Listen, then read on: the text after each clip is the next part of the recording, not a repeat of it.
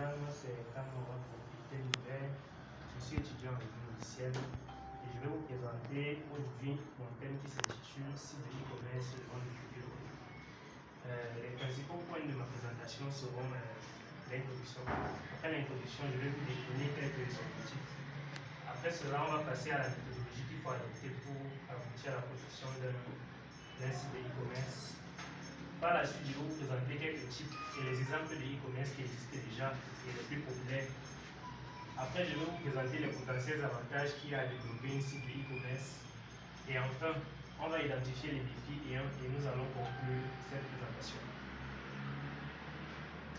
Donc, en guise d'introduction, qu'est-ce que le commerce? Qu'est-ce que le commerce d'abord avant de parler du e-commerce? Le commerce, on le connaît tous, on le côtoie tous au quotidien.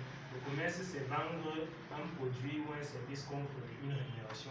Sauf que, en ce qui concerne ce thème, nous allons parler du commerce dans une forme un peu plus avancée. C'est-à-dire, on entre dans le commerce numérique. D'où l'expression e-commerce. Il vient de numérique. Donc, le e-commerce est une forme de commerce qui utilise Internet pour permettre aux consommateurs d'acheter des produits et des services en ligne. Donc, cela offre une grande convenance, un large choix de produits, des prix compétitifs, ce qui en fait une option de plus en plus populaire pour les consommateurs.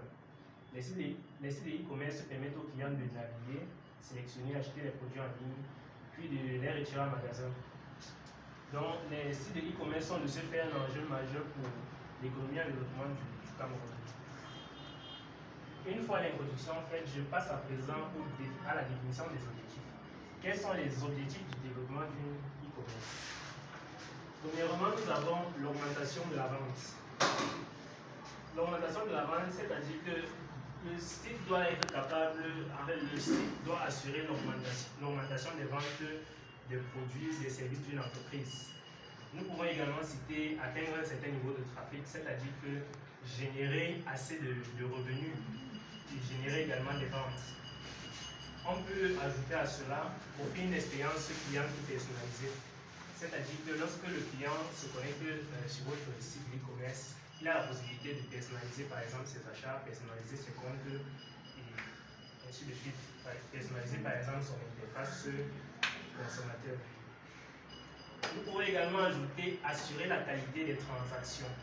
Parce que l'avantage qu'a utilisé une e-commerce, c'est notamment de rester chez soi et de recevoir sa marchandise. Donc, cela passe notamment par la transaction, que ce soit par les paiements Orange Money, les paiements Airtel Money et les paiements bancaires. Donc, comme objectif d'une e-commerce, c'est assurer la sécurité des transactions afin de protéger les clients et protéger leurs données.